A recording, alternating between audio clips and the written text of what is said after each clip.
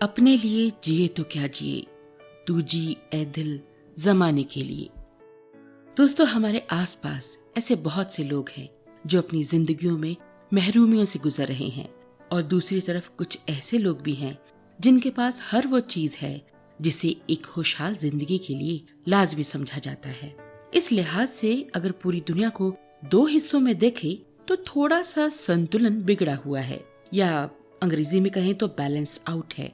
Hello friends, मैं हूं आपके साथ आरजे रविंद्र और लेकर आई हूं अपना नया पॉडकास्ट।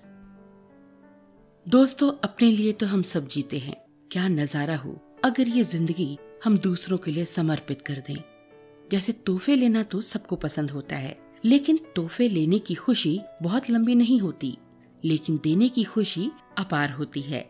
और अगर आपने अपना ये तोहफा किसी ऐसे व्यक्ति को दिया है जिसे इसकी बहुत ज्यादा जरूरत थी, तो ये जो खुशी आप महसूस कर रहे हैं ना, ये असीम है। अच्छा, मैं एक बात आपको और बताऊं कि देना हर किसी के बस की बात नहीं है। यहाँ हम पैसे की बात नहीं कर रहे, हौसले की बात कर रहे हैं, हिम्मत की बात कर रहे हैं। अगर हम बिना किसी से कुछ भी उम्मीद किए उसे कुछ देते हैं ना, तो लेने वाले के चेहरे पर आप लाखों करोड़ों की मुस्कुराहट तो कमा ही लेंगे, साथ ही आपको सेटिस्फेक्शन की फीलिंग भी होगी, असीम सुख की अनुभूति होगी। भगवान जब अपने बंदों को कुछ देना चाहता है ना, तो वो खुद जमीन पर नहीं आता, बल्कि हम जैसे, आप जैसे लोगों को अपना जरिया बनाता है ये खुशियाँ बांटने के लिए। और हमारे शास्त्र और धर्म ग्रंथ भी तो यही सिखाते हैं ना, दूसरों के प्रति हमदर्दी रखना, उनकी मदद करना, यही तो इंसान होने का लक्षण है। और जो हम दूसरों को देते हैं या जो दूसरों के लिए करते हैं, कुदरत वो हमें कई गुना करके वापस लौटाती है। अगर आपकी थाली में एक रोटी है और वो भी अगर आप किसी भूखे के साथ बांट कर खाते हैं ना, तो जो संतुष्टि आपको आधी रोटी देगी, उसके सामने 56 भोग खाने का आनंद भी कुछ नहीं।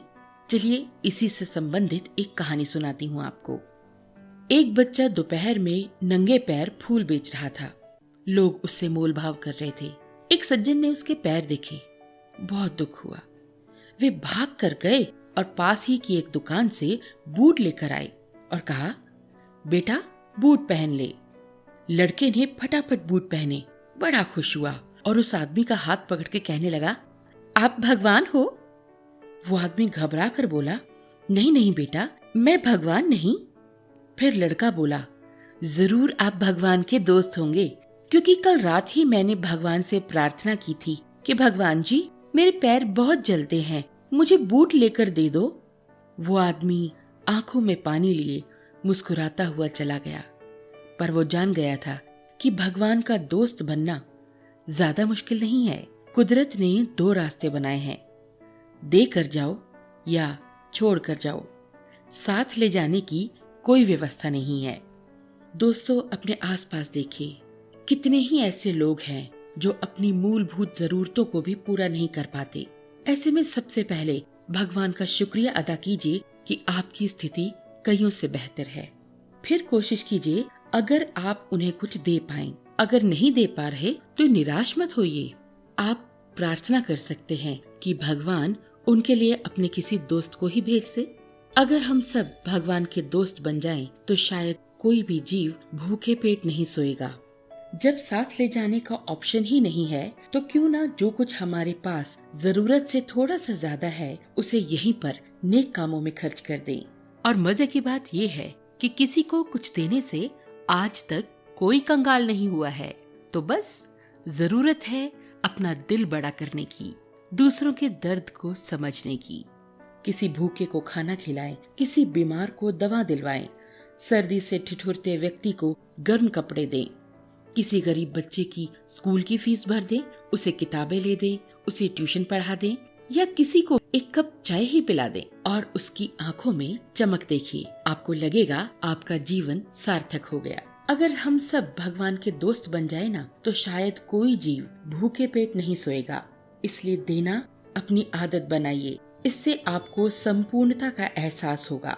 आप किसी की मुस्कुराहट की वजह बन सकते हैं और कईयों के आदर्श भी। जब हम एक दूसरे से ईर्ष्या, द्वेष या नफरत छोड़कर एक दूसरे का सहारा बने, एक दूसरे से सहानुभूति रखें और दूसरों के दर्द को समझेंगे, तो फिर देखिएगा ये धरती जीने के लिए कितनी खूबसूरत जगह बन जाएगी और जन्नत में रहने वाले भी आपके लिए तालियां बजाएंगे और आपकी नेकी की गूंज आसमान तक जाएगी।